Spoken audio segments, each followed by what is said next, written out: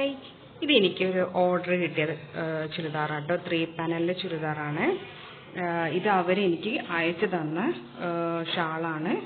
അവർക്ക് ഈ same colour തന്നെ ടോപ്പിൽ കിട്ടണം, സെയിം കളർ തന്നെ കിട്ടണം എന്ന് പറഞ്ഞിട്ട് അവർ അയച്ചു തന്നതാണ്.